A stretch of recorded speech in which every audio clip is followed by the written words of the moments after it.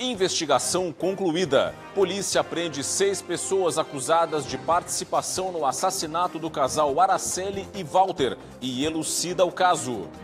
Comoção no litoral norte do estado. Jovem que gravava vídeos em heliponto morre após cair de um prédio de 25 pavimentos em Balneário Camboriú. Combate à corrupção. O programa Educando Cidadãos promove reflexão sobre o combate à corrupção.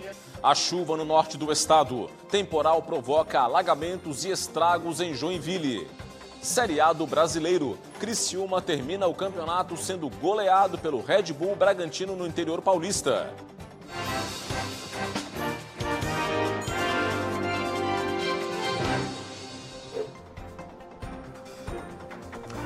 Olá, uma boa noite e uma excelente semana para você. A gente abre o Band Cidade com a solução para um dos casos de maior repercussão recente aqui em Santa Catarina. O desaparecimento do casal Araceli e Walter, em Biguaçu, na Grande Florianópolis. A Polícia Civil esclareceu o caso e prendeu 6 envolvidos no que agora é o assassinato desse casal. Os detalhes agora ao vivo aqui no jornal com o repórter Ronaldo Penido. Olá, Ronaldo, boa noite para você. Boa noite, Rodrigo. Boa noite a todos ligados no Band Cidade. A polícia divulgou informações sobre o desaparecimento do casal. O casal que estava desaparecido desde o dia 11 de novembro. A polícia informou que este casal que desapareceu em Biguaçu, na Grande Florianópolis, foi assassinado. 6 pessoas envolvidas no crime já foram presas e um 7º envolvido por participação neste crime continua foragido. De acordo com as investigações, Walter Agostinho de Faria Júnior, de 62 anos, e Araceli Cristina Zanella, de 46, foram mortos após uma discussão com inquilinos sobre o aluguel de um bar. Estes inquilinos cobravam a devolução de um cheque calção que teria sido pago ao casal. Walter e Araceli desapareceram no dia 11 de novembro, justamente quando eles foram resolver este impasse, foram resolver esta questão e daí eles teriam sido sequestrados e mortos, como explica o delegado Anselmo Cruz, da Divisão de Roubos e Antissequestro. Vamos ouvi-lo. Nós tivemos o esclarecimento, através da nossa investigação, de que esse casal se encontrou com inquilinos de um imóvel de propriedade deles na cidade de Biguaçu, ainda no dia 11, permaneceram sequestrados naquele local ao longo do dia e na noite, já madrugada do dia 12, foram então retirados. E segundo a nossa investigação, infelizmente, tudo aponta de que tenham sido mortos.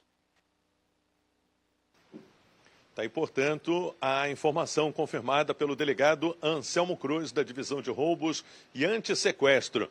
Bom, os corpos de Walter e Araceli ainda não foram encontrados, mas a polícia continua realizando buscas em áreas de mata, tanto em São José como também em Biguaçu, na Grande Florianópolis. O carro que pertencia ao casal foi localizado no Paraguai e, segundo informações da polícia, alguns dos suspeitos que participaram deste crime têm envolvimento em venda de veículos lá naquela região do Paraguai, onde o carro foi localizado. A gente segue acompanhando este caso. Voltamos ao estúdio do Band Cidade. Obrigado, Ronaldo, pelas informações e uma boa noite para você. A Receita Federal e a Polícia Militar apreenderam 500 caixas de vinhos importados de forma irregular da Argentina, isso em Blumenau, no Vale. A apreensão ocorreu no quilômetro 61 da BR-470.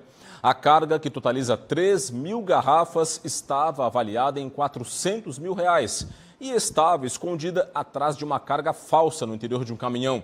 O motorista, de 43 anos, confessou que transportava a mercadoria trazida de forma irregular da Argentina sem passar pelos procedimentos legais de importação. Este homem foi preso por descaminho e levado para a Polícia Federal em Itajaí, onde foi arbitrada uma fiança de R$50 mil. O caminhão e a mercadoria foram levados para a Receita Federal. Uma jovem de 22 anos de idade morreu na noite deste domingo após cair do heliponto de um edifício em Balneário Camboriú, no litoral norte do estado. Carol Oliveira, de 22 anos de idade, estava no heliponto de um edifício na Avenida Atlântica, às margens da praia central de Balneário Camboriú, e gravava vídeos com o irmão e com amigos. Foi durante uma das gravações que a jovem tropeçou e caiu de uma altura de 25 pavimentos, de acordo com os bombeiros. Quando os socorristas chegaram, encontraram a jovem já sem vida. Segundo o irmão de Carol, que estava com ela, a jovem perdeu o equilíbrio durante um momento de distração. Carol era atleta de futsal e trabalhava em uma empresa terceirizada que faz transporte de estudantes em Itapema. Nas redes sociais, familiares e amigos lamentaram a morte da jovem. E o fim de semana foi marcado por 3 graves acidentes nas rodovias catarinenses. 2 dessas ocorrências resultaram em mortes. Acompanhe. No sábado, uma batida entre 2 carros matou um homem e deixou outras 5 pessoas gravemente feridas na SC 410 em Tijucas, na Grande Florianópolis. O motorista de um dos veículos, Rafael dos Santos, de 31 anos de idade, morreu no local. A esposa dele, de 29 anos, e os 2 filhos, de 3 e 9 anos, foram levados para o hospital em estado grave. No segundo carro, a motorista, de 61 anos, e uma criança de 6 também ficaram gravemente feridos e foram levadas para o hospital. O acidente teve participação de um terceiro carro, não identificado, que fez uma ultrapassagem em local proibido. O motorista fugiu do local do acidente. Também no sábado, na BR-282, em Vargem Bonita, no meio-oeste do estado, um acidente entre 2 veículos deixou 6 pessoas feridas. 2 dos feridos, de 15 e 10 anos de idade, foram arremessados para fora do veículo. Das outras 4 vítimas, uma ficou presa às ferragens e foi levada para um hospital de Joaçaba. A Polícia Rodoviária Federal não divulgou as causas do acidente. Um jovem de 23 anos de idade morreu após um capotamento na BR-280 em Canoinhas, no Planalto Norte do estado, na madrugada deste domingo. Leandro Moreira Veiga foi encontrado morto no interior do carro pelos bombeiros militares. Ele era passageiro do veículo, que tinha placas de Bela Vista do Toldo. 2 homens de 28 e 20 anos de idade estavam fora do veículo com ferimentos leves. Os 2 foram atendidos e encaminhados para a unidade de pronto atendimento. O corpo de Leandro foi sepultado nesta segunda-feira no cemitério municipal de 3 Barras. Uma idosa de 89 anos de idade morreu neste domingo após um incêndio em um apartamento na região continental de Florianópolis. Segundo os bombeiros, o caso ocorreu por volta das 9 horas da manhã. A idosa vivia no local com a filha, que escapou do imóvel. 4 bombeiros entraram no apartamento para prestar socorro e encontraram a idosa já sem vida. Os 4 inalaram fumaça e tiveram que ser levados para o hospital. Foram usados 12 mil litros de água para conter as chamas. Os bombeiros não informaram o que provocou o incêndio. A seguir, o comentário de Cláudio Prisco Paraíso e os estragos provocados pela chuva em Joinville, norte do estado. E ainda hoje, evento na capital do estado marca o Dia Internacional de Combate à Corrupção. Os detalhes logo após o intervalo. Continuem com a gente.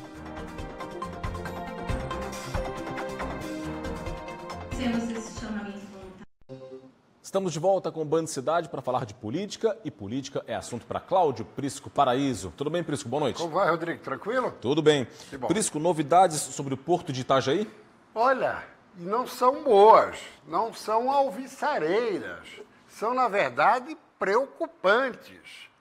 No próximo dia 1º de janeiro, expira o prazo da Autoridade Portuária Municipal, ou seja, a gestão deixa de ser da prefeitura, como já vem ocorrendo há 2 décadas e meia. E todos estão perplexos com a situação do fantasma da federalização, ou seja, o porto iria para ser controlado pela União. Veja ele aí. Essa potência importantíssima para Itajaí, região Santa Catarina e para o Brasil. É o 2º maior porto.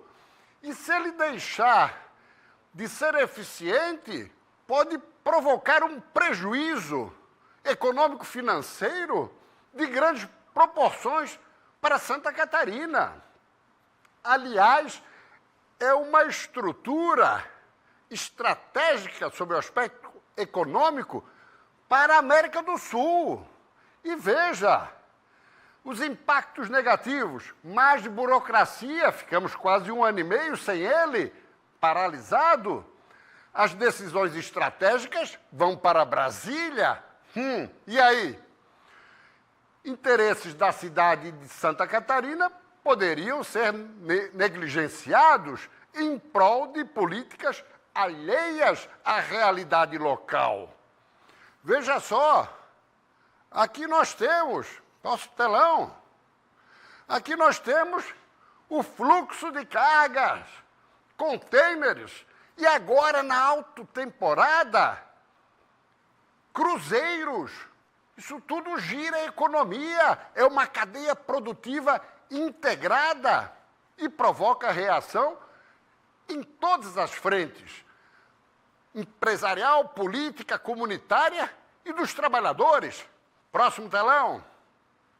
Aqui nós temos a manifestação do Conselho Empresarial das entidades de Itajaí, alertando para o retrocesso e os prejuízos que provocariam para o futuro de Santa Catarina. Isso é da maior seriedade e não está sendo debatido com transparência. Não, estão querendo empurrar goela abaixo. Por isso, a reação das entidades de Itajaí, próximo telão, especialmente da Associação Comercial e Industrial de Itajaí, que recebeu o prefeito eleito, Robson Coelho, empresário portuário que já trabalhou no porto e assume no dia 1º de janeiro, justamente quando expira o prazo da autoridade portuária. Próximo telão. A Fiesc e a Facisc também já se posicionaram contrários à federalização. Próximo telão. Até a Intersindical dos Trabalhadores do Porto de Itajaí considera um retrocesso. Inclusive chamaram uma mobilização em todas as frentes. Próximo telão. Câmara de Vereadores de Itajaí, igualmente, e até o Fórum Parlamentar Catarinense. Próximo telão. Temos 16 deputados federais e 3 senadores. Dos 19, 17 contra a federalização, apenas 2 a favor. Justamente os petistas, Ana Paula Lima e Pedro Kizai. Partido deles, Partido dos Trabalhadores, que estão contra a federalização. Próximo telão, essa foto é emblemática. Gelson Merizio com Décio Lima e Lula da Silva.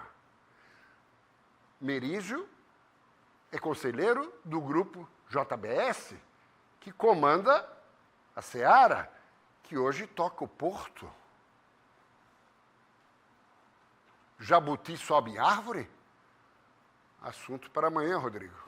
Combinado, Cláudio Prisco Paraíso. Até amanhã com mais informações aqui no Band Cidade. Você confere todos os dias a coluna do Prisco no portal TVBV Online e, claro, o comentário aqui no jornal também. Obrigado, Prisco. Boa noite. Abraço. Até amanhã. O governo federal anunciou que vai encaminhar ao Congresso Nacional uma ampla reforma da renda. Uma das medidas é a isenção do imposto de renda para quem ganha até R$5 mil. O projeto ainda precisa ser aprovado pelos parlamentares e, caso aconteça, entra em vigor em 2026.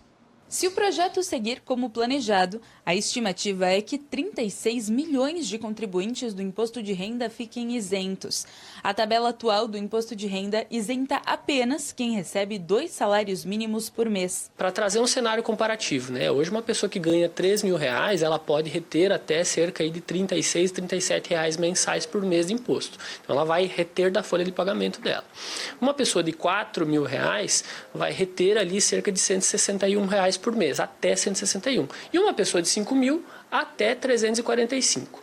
O que acontece quando aprovada, a partir da aprovação dessa nova legislação? A tendência é que essas pessoas não tenham mais esse desconto na folha de pagamento. Ou seja, elas vão receber desse valor a mais por mês. Para evitar que essa isenção traga grandes prejuízos aos cofres públicos, a proposta inclui mudanças na taxação de outros contribuintes. Embora essa nova tabela ainda não tenha sido divulgada, o governo federal já anunciou uma nova taxação mínima de 10% para cerca de 100 mil contribuintes que recebem mais de 50 mil reais por mês. Essa medida ela vem no momento que o governo busca equilibrar, busca um equilíbrio nas contas públicas.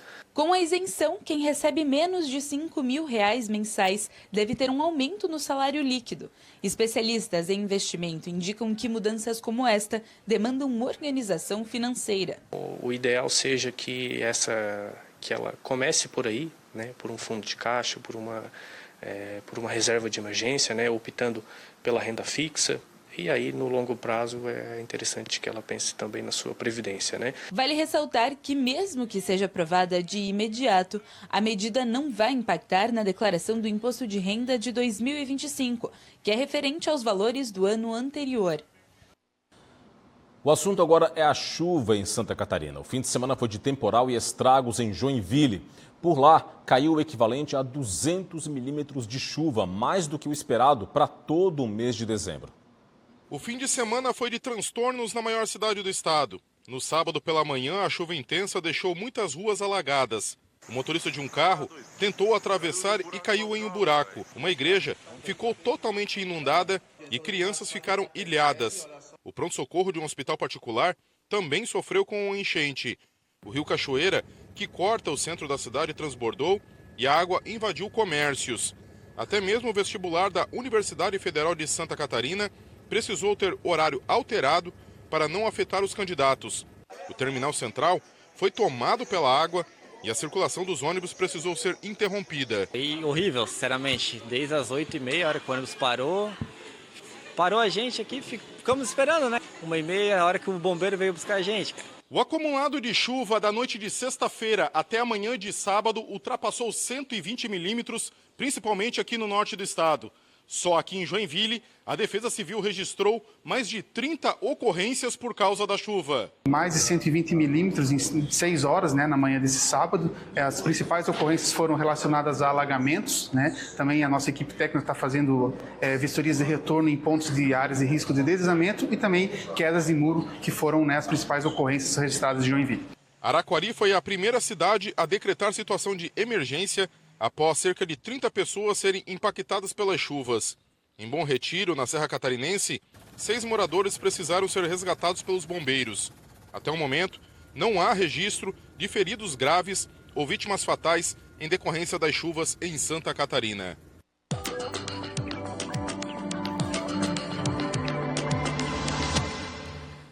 Áreas de baixa pressão e a circulação marítima influenciam o tempo nesta terça-feira em Santa Catarina. Vamos ao mapa? Entre o Planalto e o litoral, o dia vai seguir assim, instável, com chuva e períodos de melhoria. Os volumes mais elevados de chuva estão previstos para o litoral norte, especialmente áreas que fazem divisa com o Paraná. Nas demais regiões, aberturas de sol e chuva mais isolada, com volumes menores. As temperaturas vão estar mais elevadas no oeste do estado e mais amenas na faixa leste catarinense. Confira aqui comigo. Em Florianópolis, mínima de 19 e máxima de 20 graus. Em Joinville, variação entre 17 e 18. Em Blumenau, 17 graus de mínima e 19 de máxima. Em Mafra, variação entre 15 e 18. Viramos a página, mais detalhes do tempo. Criciúma, mínima de 16, máxima de 22 graus. Em Lages, variação entre 13 e 19. Campos Novos vai ter 14 graus de mínima e 22 de máxima. E em Chapecó, mínima de 16 e máxima de 26 graus. A seguir, o esporte. Criciúma termina a Série A sendo goleado pelo Bragantino no interior paulista. Já os detalhes. E veja também, Santa Catarina vai ter que investir 20 bilhões de reais até 2033 para universalizar o saneamento básico. Detalhes logo após o intervalo. Continue com a gente.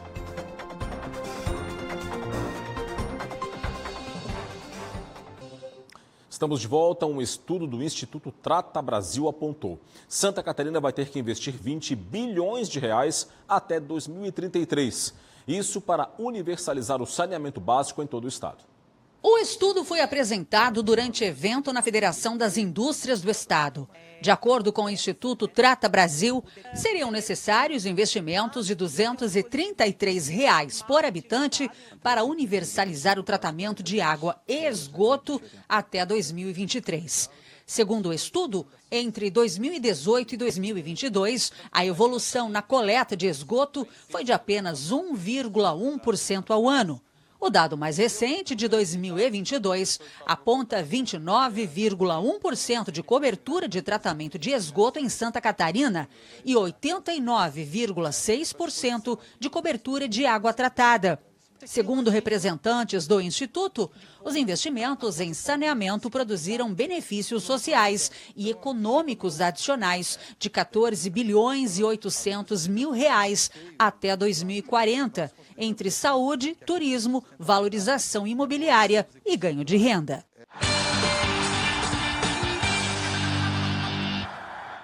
Bom, terminou neste fim de semana a Série A do Campeonato Brasileiro. O representante catarinense, o Criciúma, que já estava rebaixado, perdeu mais uma neste fim de semana e encerrou a temporada com uma goleada. Juninho Capixaba fez 1-0. Vinicinho aproveitou bem o cruzamento e mandou o segundo para o fundo das redes do Tigre. O capitão Rodrigo descontou de cabeça para o time carvoeiro. Aos 9 do segundo tempo, Sacha, livre, leve e solto, fez o terceiro do Braga. Mosqueira fez o quarto, não percam as contas, está 4-1. E o Mosqueira ainda deixou o John na cara do gol para fazer o gol da permanência na Série A. Final Bragantino garantido na Série A 5. Criciúma rebaixado para a Série B 1. E depois de 3 anos no comando do Tigre, Cláudio Tencati, logo no término da partida, pediu para sair. E a única coisa assim, o Cláudio Tencati, ele não tem energia para daqui 30 dias entregar o melhor para o Criciúma. Então eu acho que o clube ele vai ter que ter mudanças no futebol, ele vai ter que ter mudanças no staff, né, e ele vai ter que ter mudanças na parte administrativa. Isso é urgente. Mudando de assunto, hoje, 9 de dezembro, melhor dizendo, hoje é o Dia Internacional de Combate à Corrupção. E de acordo com a Transparência Internacional, o Brasil figura na 104ª posição no ranking mundial, que avalia 180 nações. Os países menos corruptos do mundo são Dinamarca e Finlândia. Só esse dado já basta para a gente ter uma ideia do tamanho do desafio brasileiro nessa área da corrupção. Aqui na capital do estado, entidades organizaram um evento alusivo à data. Acompanhe.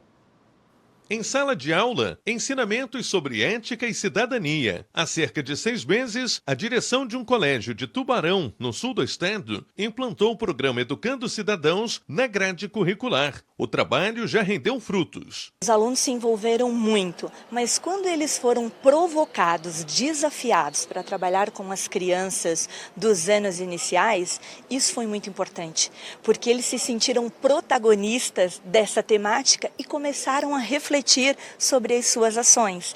A iniciativa começou em maio deste ano e já conta com 45 adesões em todo o estado, entre órgãos públicos, empresas e entidades da sociedade civil. Falamos sobre ética, sobre princípios de cidadania, princípios de atuação com integridade. São conceitos básicos, basilares da nossa formação enquanto cidadãos, mas precisam ser reeditados. O programa busca promover uma reflexão sobre questões éticas do dia a dia, como não ficar com troco recebido a mais, não furar fila e não estacionar na vaga de idosos e deficientes, e lutar contra a corrupção em todas as esferas da sociedade.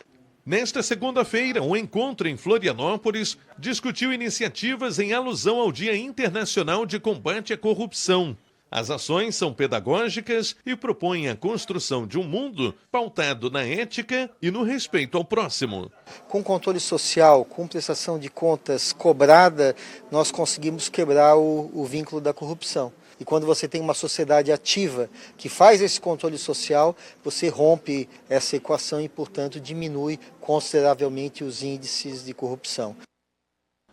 Agora são 7h17, 7h17, imagens para você ao vivo deste início de noite em Balneário Camboriú, litoral norte do estado, em destaque a Praia Central. Bela imagem para começar a noite lá no litoral norte catarinense, 19 graus e a temperatura chove, mas de maneira fraca neste momento em Balneário Camboriú.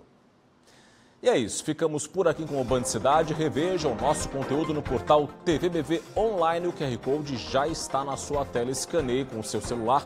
Fique muito bem informado. Vem aí as notícias do Brasil e do mundo no Jornal da Band. Para você um forte abraço, muito obrigado pela audiência, uma boa noite e até amanhã. Tchau, tchau.